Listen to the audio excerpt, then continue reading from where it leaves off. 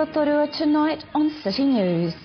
Bay of Plenty Regional Council confirms their resources are available to assist with the response to the grounding of the Rena. By-election candidate Diane Weston says rates and the environment are the two big issues she's standing for. And Rotorua Netball shines at Netball Bay of Plenty Awards. Those stories and more up next tonight on City News. Maritime New Zealand is warning the public that oil washed up on Mount Maunganui Beach, Papamoa Beach and on Matakana Island is highly toxic and people should stay off the beach and use common sense. The official clean-up of oil leaked from the stranded cargo ship Rena began on the beach at low tide today.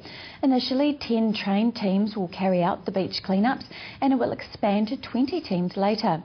Beach clean-up teams will also increase in number as more oil accumulates on the beaches and volunteers are trained by qualified personnel. Fresh oil had been seen this morning leaking from the ship, heading in a southwesterly direction. Changes to the list of the Rena has also been reported, and further non-essential crew are being taken off the vessel this morning, assisted by the Navy. The Maritime New Zealand website says that the top priority remains getting oil pumped off the vessel before it can be salvaged. And the Bay of Plenty Regional Council Chairman John Cronin has confirmed that the full resources of the Regional Council are available to assist with the response to the grounding of the Rena. Chairman Cronin says Council is incredibly concerned about the impact of the grounding and is working across the board with all councils in the region.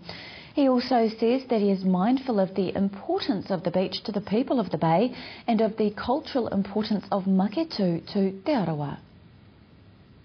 That we're looking after your interests. The places like Maketu, I was down there today, at the entrance to the estuary as a boom to stop any pollution getting into the estuary. The wildlife reserves have been the sluice gates, and I mightn't have the terms exactly correct. They have all been sealed so that the dotterel and the wildlife that are in there, the wildlife are protected, that there should be no water getting into that at the moment. So we've half-pipe locked it at the moment to ensure the safety and the pristineness of that environment. Chairman Cronin is also urging local residents to take care and avoid the areas affected by the incident. Rotorua District Council by-election candidate Diane Weston says rates and the environment are the two big issues she is standing for in next month's election. Ms Weston is co-chair of the Rere Whakaitu Ratepayers Association and says council must listen more to ratepayers' needs and says councillors are out of touch. And she says the clean-up of the lakes will be a high priority if she is elected. No, I also believe in cleaning up the lakes, absolutely. I swam in the Hanemau Lake Swim when I was 16. I was a New Zealand representative swimmer and we've had the Hanemau Lake Swim for years in Rotorua Lake. It was okay then, but now it's been moved to the Blue Lake because Rotorua Lake is not clean. And I absolutely support the cleaning up of Rotorua Lakes. There's actually 5. The government's put up about 75 million and we have to equal that. So I totally support it. And Diane Weston is the second candidate we highlight in our City News by-election feature tonight on City News. Parents and children are encouraged to get to the CBD to learn how to keep safe in and around vehicles as part of Restraint Focus Month. Rotorua District Council, Rotorua Police, Treasure Rotorua and Safe Kids Rotorua are hosting a community safety event at City Focus between 10:30 and 2:30 p.m. tomorrow. Rotorua District Council Road Safety Coordinator Jodie Lawson says the event is not only educational for parents and children but a fantastic boredom buster for the school holidays.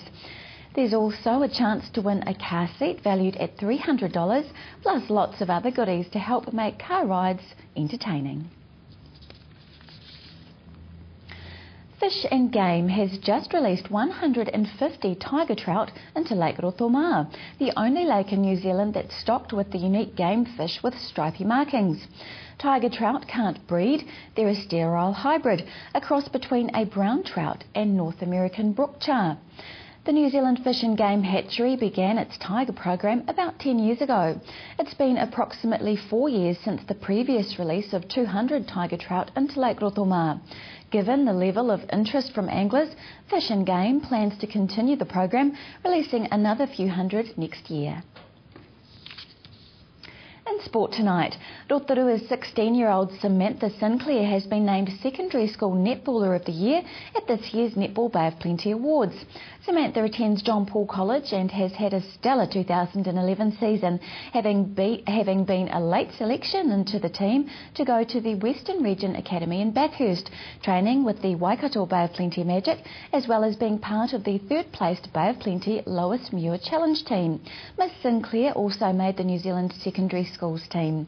She is one of more than 30 people recognised for their contribution to netball at the awards, where Regional Umpire of the Year was named as Rose O'Brien, Club of the Year was Nongotaha Netball Club, and Volunteer Administrator of the Year was Rotorua's Gail Wenmoth. To your weather, Rotorua and the surrounding areas. Periods of rain, northeasterlies, strong at times. Overnight, a low of 13. Tomorrow Wednesday, rain, sometimes heavy, northerlies then westerly, high of 16 and low of 12. Long range for Thursday, showers, some heavy, northwesterlies, a high of 19 and low of 8. Marine forecast for Lake Rotorua for Wednesday, northeast easing to 10 knots at night, waves about a metre, easing to less than half a metre at night. Poor visibility and rain with some heavy falls. If you've missed any of tonight's bulletin, you can watch it again by going to tvrotorua.co.nz and click on the View Latest City News link. Or to view what's on in our city, click on the Upcoming Events link. Still to come tonight on City News, Lou Parker meets with senior firefighter Francis Bogue to find out about the Nongotaha Fire Camp. More from by-election candidate Diane Weston. But after the break, I'm in the studio with Mark Webb to talk about the cricket season.